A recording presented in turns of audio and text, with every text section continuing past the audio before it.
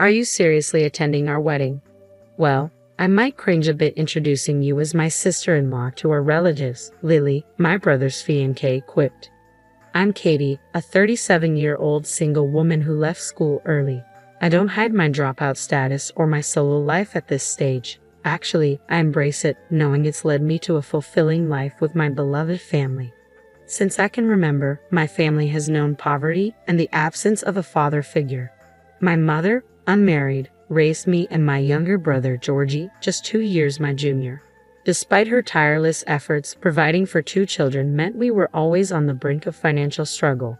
Occasionally, a relative would offer assistance, but my mother would politely decline, saying, "Only when we're truly desperate, please."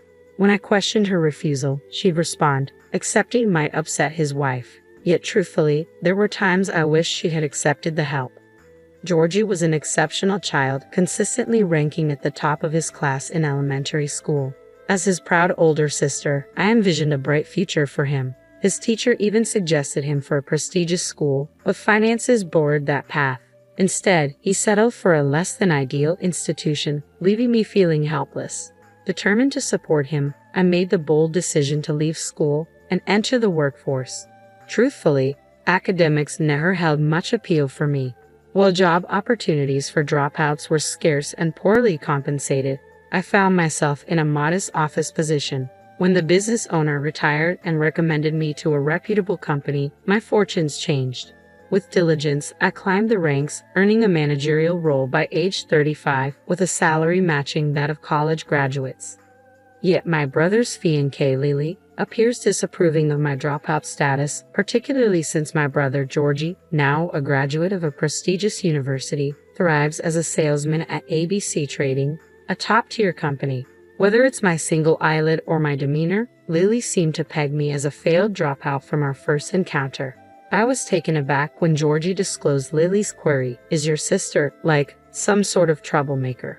Despite Lily's striking appearance and her father's position as a director at ABC Trading, where Georgie works, her character is questionable at best.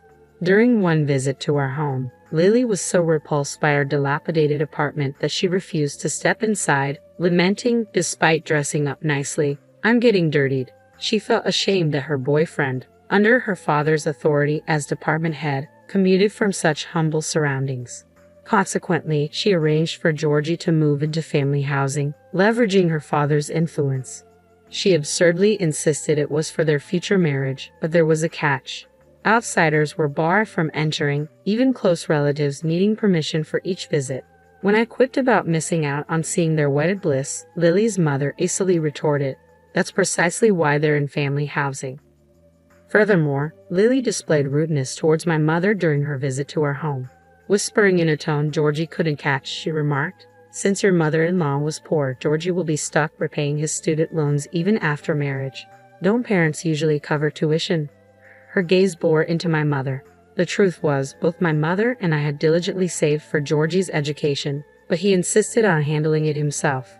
It revealed the challenging personalities of Lily and her mother, a trait Georgie recognized due to their pretentious airs reminiscent of celebrities. I've desired my mother's relocation to the company housing, yet Lily claims that siblings of the husband aren't eligible. This leaves my sister-in-law isolated, a distressing prospect. When I mentioned my scholarship graduation, Lily's mother chimed in, "You're eager to ease your mother's burden, aren't you?" Such a thoughtful and wonderful person. She happily extolled Lily and her family's virtues. Well, if the couple is happy together, there's no reason for us to criticize them, so we kept our opinions to ourselves. However, that turned out to be a mistake. Lily and her family began to ostracize me and my mother, particularly me. "Sister-in-law, are you planning to attend the wedding?" With Georgie's wedding just 2 weeks away, Lily suddenly reached out to me. Of course, he's my only brother, but the venue is quite extravagant, with around 150 guests expected. It seems they've even invited the president and managing director of ABC Corporation, along with other VIPs, considering the marriage between the department head's daughter and the promising Georgie. Concerned about the attire, I asked if they had a dress code. Lily responded, "I think everyone would feel uncomfortable if there's one sister-in-law who looks less well off." "What do you mean less well off? What do you mean less well off?" "Well, I plan to wear a formal outfit.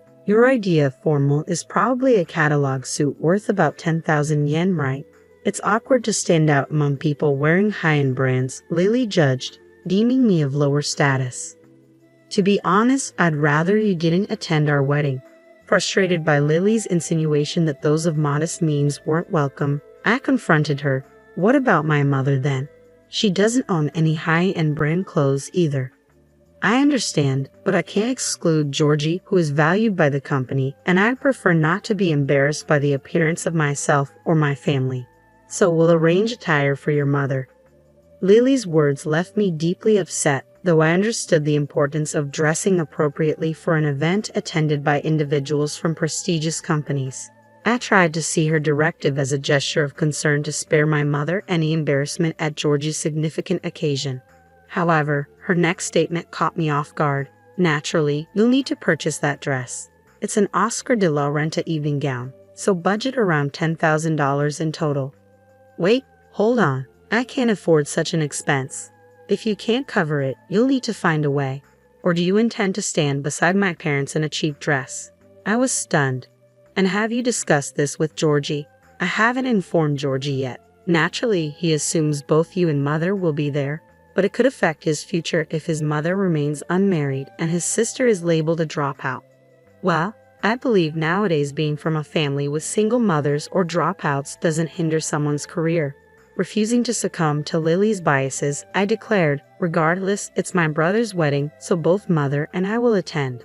We'll arrange our attire without relying on your stipulations. If it truly bothers you, then simply don't extend the invitation. I confided in mother and sought her counsel. She appeared downcast initially but soon brightened and said with resolve, "Don't fret, Katie. I made a promise to ensure Georgie's happiness.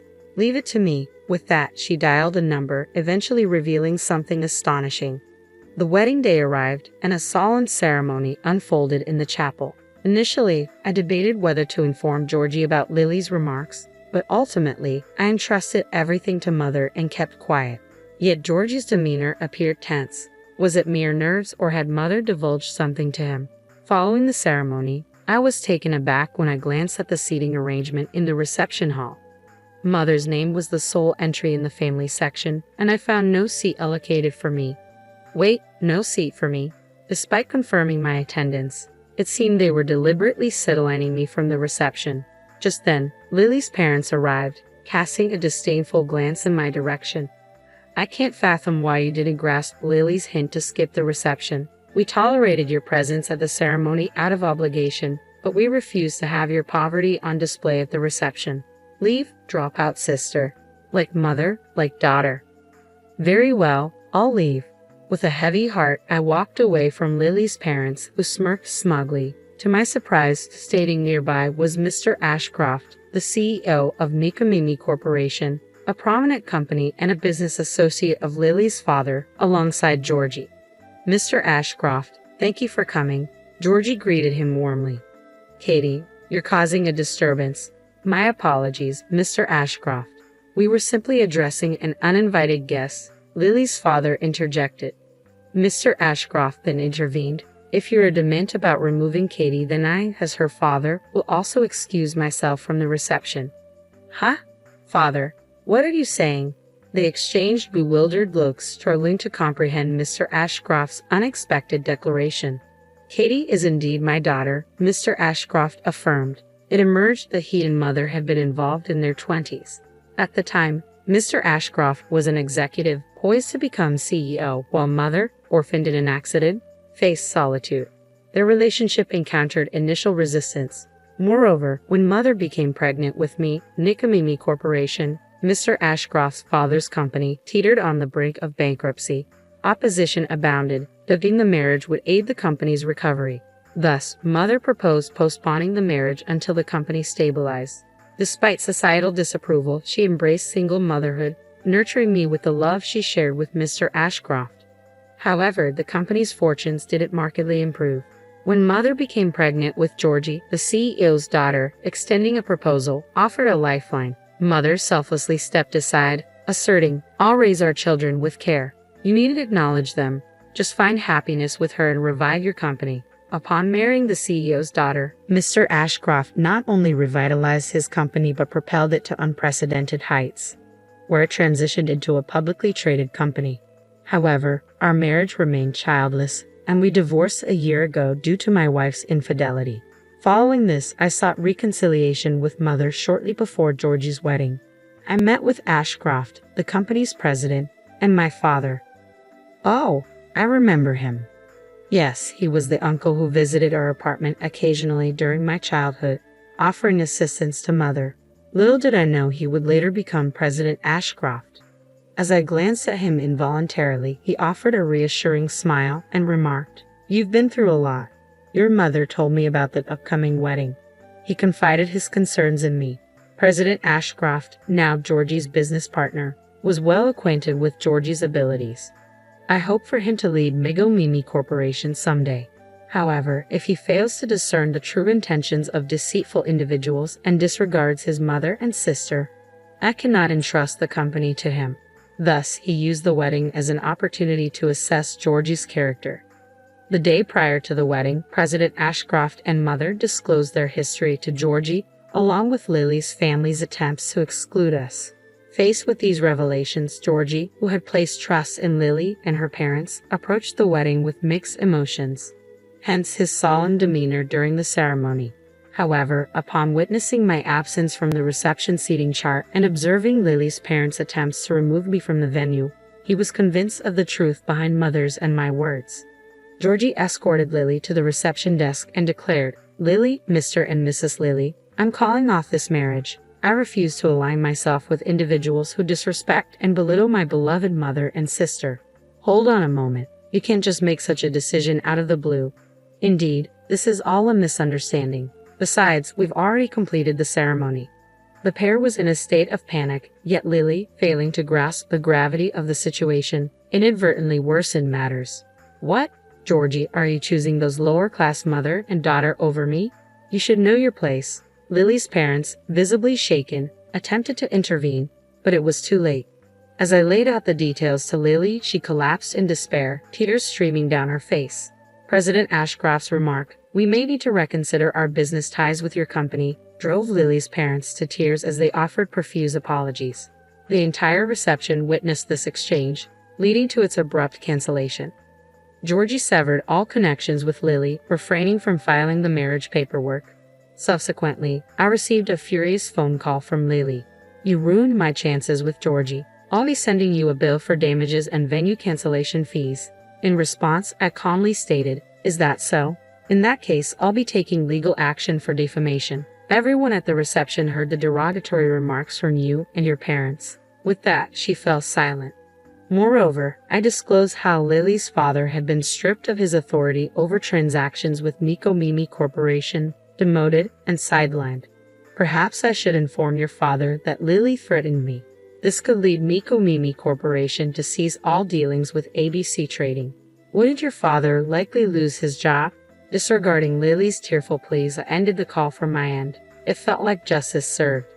Georgie, who had terminated his engagement with Lily, subsequently joined Migo Mimi Corporation and appears determined to climb the ranks, aiming to become his father's trusted confidant. Mother and father are preparing for their wedding soon. Mother feels bashful about marrying at her age, but her joy shines through as we select her wedding gown together. While I've been focused on my career thus far, I've begun to entertain the idea that one day, I too may walk down the aisle in a mother's wedding dress.